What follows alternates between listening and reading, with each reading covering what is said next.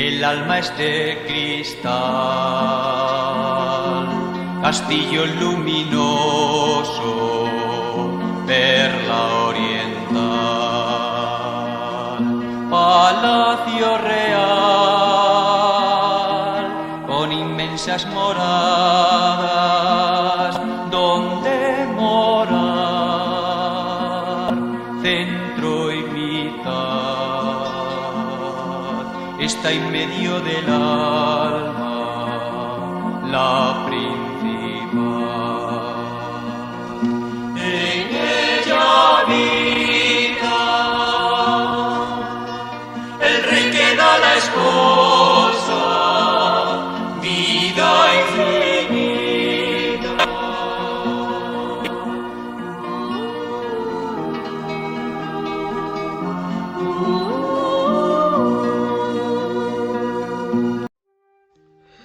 Moradas o castillo interior. Tercera charla. El segundo capítulo de las primeras moradas. El segundo capítulo de Primeras Moradas comienza con el siguiente sumario. Trata de cuán fea cosa es un alma que está en pecado mortal y cómo quiso Dios dar a entender algo de esto a una persona. Trata también algo sobre el propio conocimiento. El capítulo 2 de las primeras moradas se centra, por tanto, en las consecuencias del pecado en el alma, porque el castillo interior está amenazado por el pecado que obstaculiza o impide la relación con Dios. Así dice Santa Teresa: ¿qué será ver este castillo tan resplandeciente y hermoso, esta perla oriental, este árbol de vida que está plantado en las mismas aguas de la vida que es Dios, cuando cae en un pecado mortal? No hay tinieblas más tenebrosas, ni cosa tan oscura y negra que no lo esté mucho más. No queráis más saber de que con estarse el mismo sol que le daba tanto resplandor y hermosura todavía en el centro de su alma, es como si allí no estuviese para participar de él, con ser tan capaz para gozar de su majestad, como el cristal para resplandecer en el sol.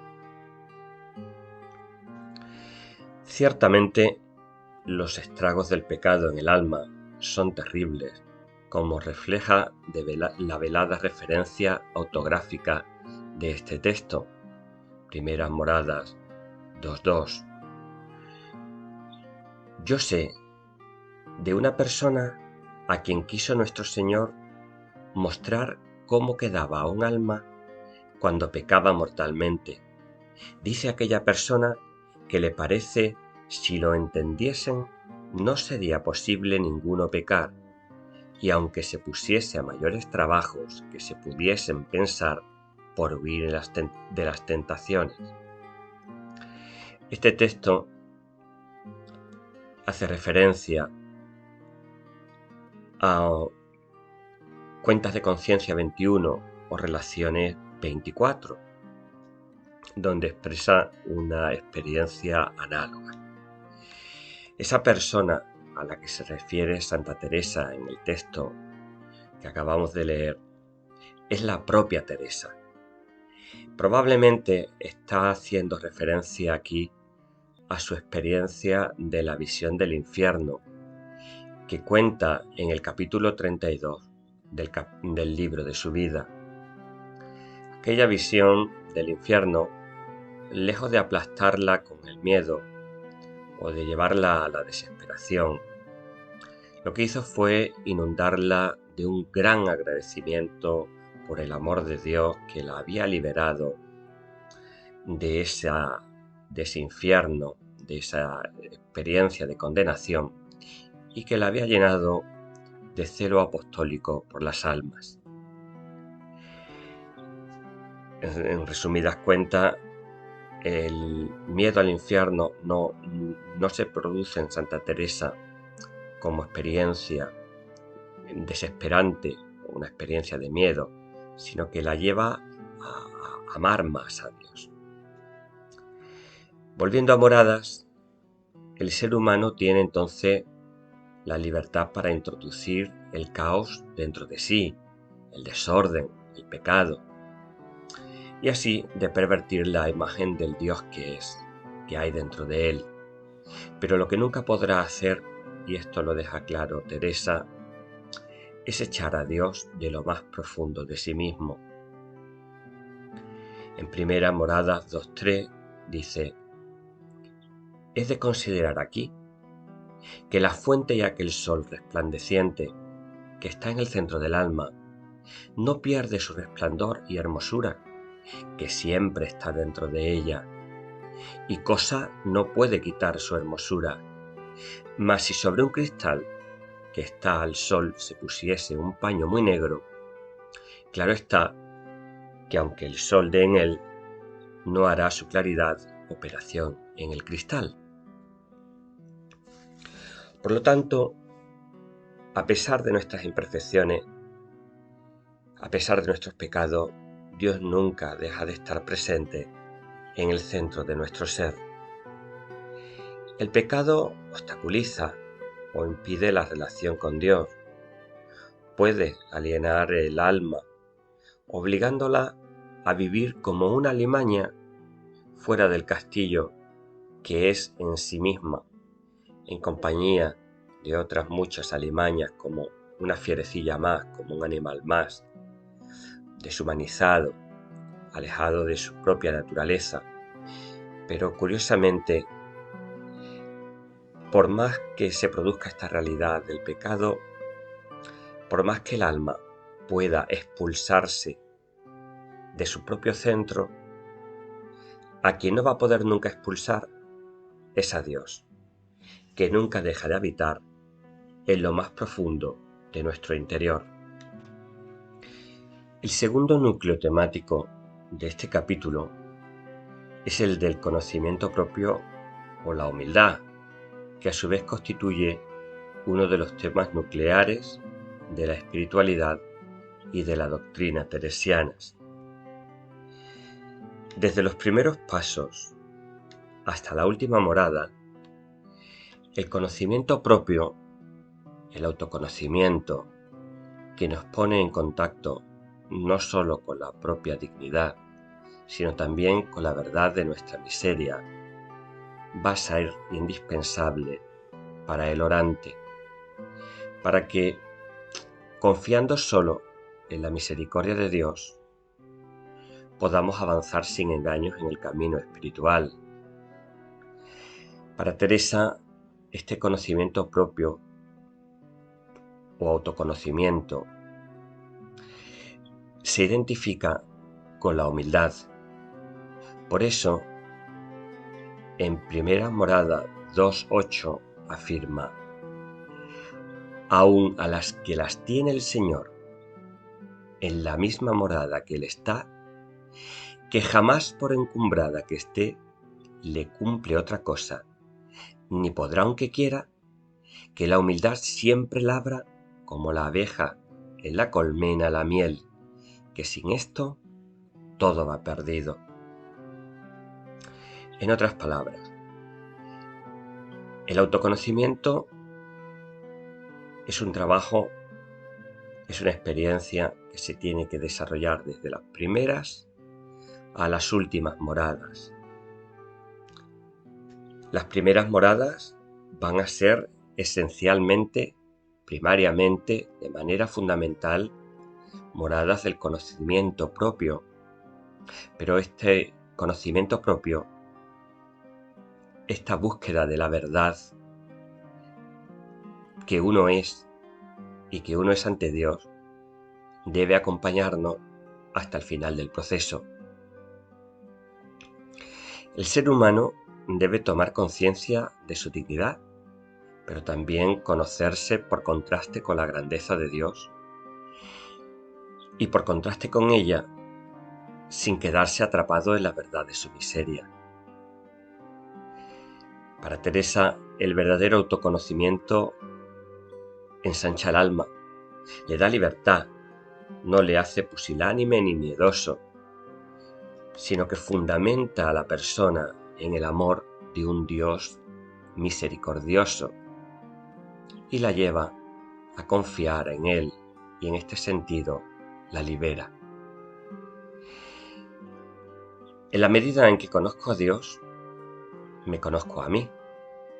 El camino de la oración es un camino también de autoconocimiento, pero no un autoconocimiento teórico o meramente mental al estilo de la psicología, sino experiencial, absolutamente global, donde vida y oración convergen en una sola cosa, que es la historia de salvación que Dios realiza en la vida de la persona. Para Teresa, oración y vida van de la mano.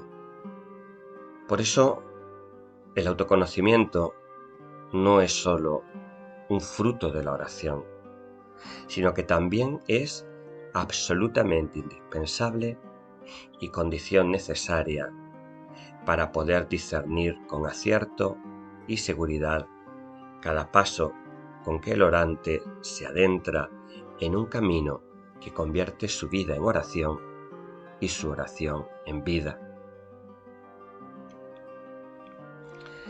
Teresa escapa así de todo binomio, de toda dualidad espiritualista. El ser del orante lo lleva a hacer, a actuar. Este es el origen de la Reforma y de la labor fundadora teresiana. Una vivencia plena de la interioridad va a impulsar siempre al orante a la exterioridad del amor al prójimo y del celo apostólico.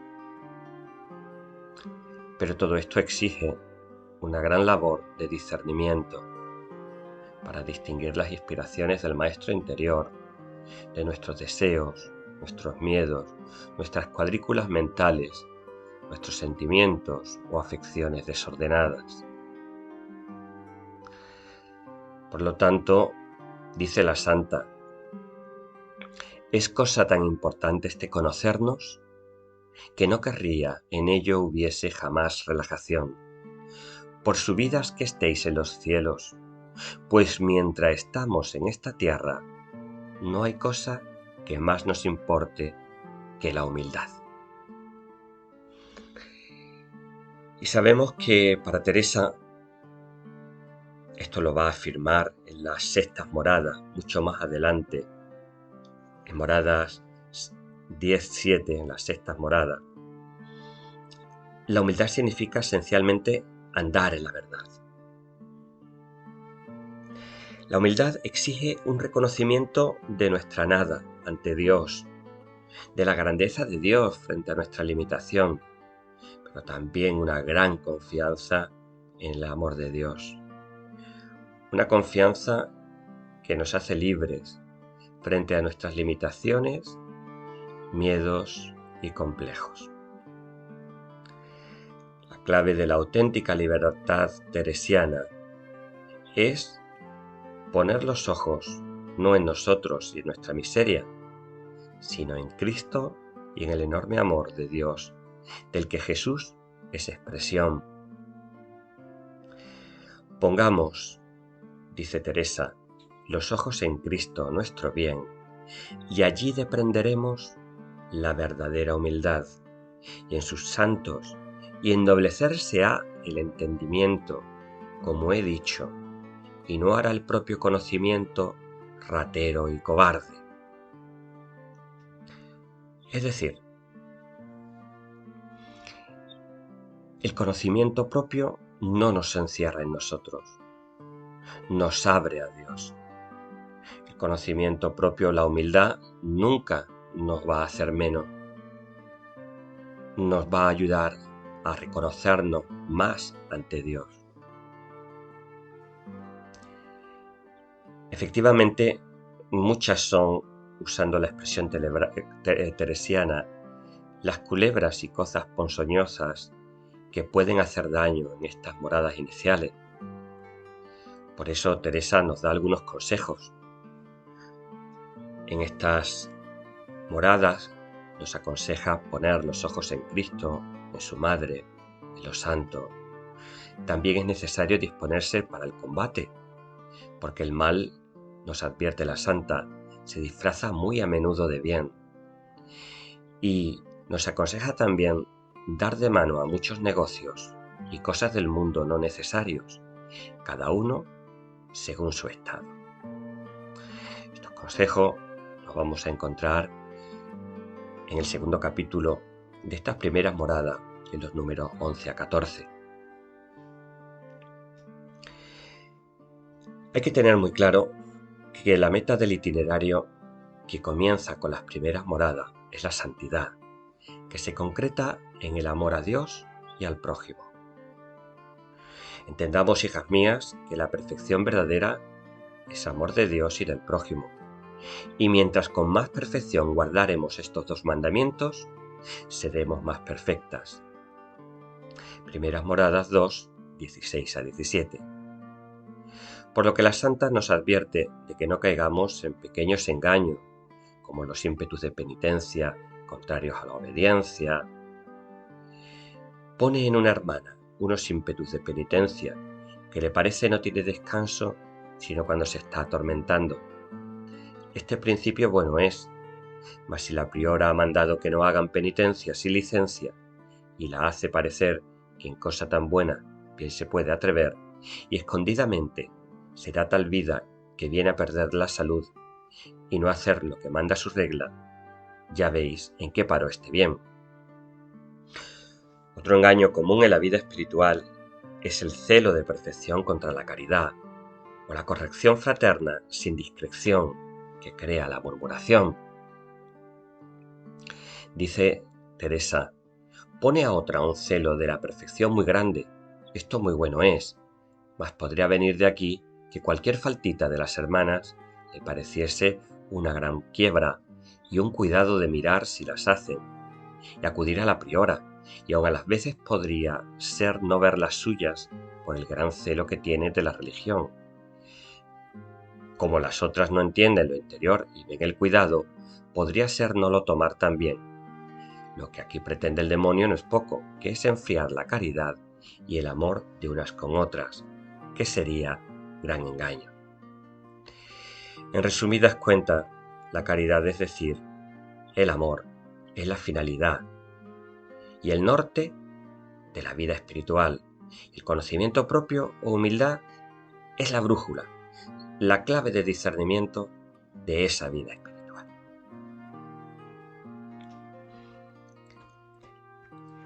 Conviene ir cerrando esta exposición sobre las primeras moradas con algunas precisiones. Una de ellas es que Teresa entiende que la forma de moverse por estas moradas, de las primeras a las últimas, es muy flexible, no están enhiladas, por lo que cada uno tiene su propio ritmo e itinerario. Así dice, pues tornemos ahora a nuestro castillo de muchas moradas. No habéis entender estas moradas unas en pos de otra, como cosa enhilada, sino poned los ojos en el centro, que es la pieza o palacio a donde está el rey, y considerad como un palmito que para llegar a lo que es de comer tiene muchas coberturas. De esto se deduce que cada una de las 7 moradas refleja una experiencia de fe, pero que podemos volver a ellas cada vez que lo necesitemos. Además, por muy adelantados que estemos, siempre podemos retroceder. Porque, dice la santa, las cosas del alma siempre se han de considerar con plenitud y anchura y grandeza, pues no se levantan nada que capaz es de mucho más que podremos considerar. Y a todas partes de ellas se comunica este sol que está en el palacio. Esto importa mucho a cualquier alma que tenga oración, poca o mucha, que no la arrincone ni la apriete, déjela andar por estas moradas arriba y abajo y a los lados, pues Dios la dio tan gran dignidad no se estruje en estar mucho tiempo en una pieza sola. Flexibilidad, por tanto, y respeto al camino y al itinerario personal de cada orante. Teresa nos entrega un plan universal, pero cada orante es individual y tiene un camino propio. Moradas abarca todas las posibilidades del camino espiritual. Cada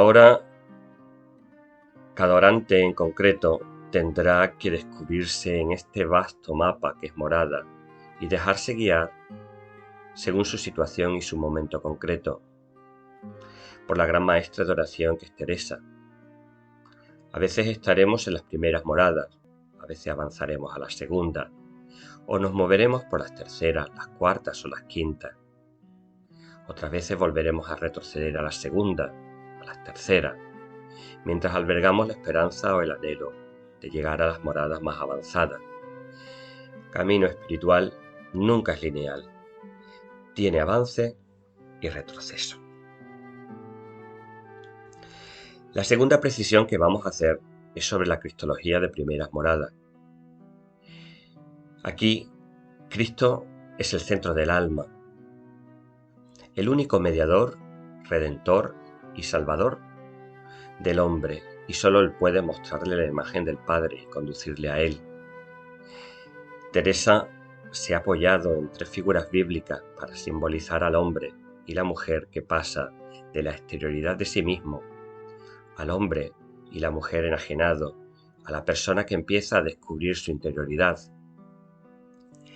Son la mujer de Lot, el ciego de nacimiento y el paralítico de la piscina de Betsaida. Los 3 parten de una situación lamentable, de las que se salen con la ayuda de Jesús. Finalmente, vamos a terminar precisando con una intención meramente pedagógica y sin ánimo de ser preciso o de excluir otras posibilidades. Ya hemos dicho que Teresa es muy flexible y que el camino orante por su naturaleza es diverso. Que la forma típica de oración aquí vendría a ser la oración vocal. Pero la oración vocal con advertencia o con consideración. Es decir, con conciencia de a quién hablamos y lo que decimos. El orante puede ayudarse, si así lo desea, y así lo refleja Teresa en la contemplación de la naturaleza, en la oración litúrgica, en las imágenes y los libros de meditación. Pero lo más importante en estas primeras moradas es que el orante esté totalmente determinado a dedicar un tiempo de oración cada día. Cuando se ha llegado a esta determinación, entonces podemos decir que nos encontramos transitando por las primeras moradas.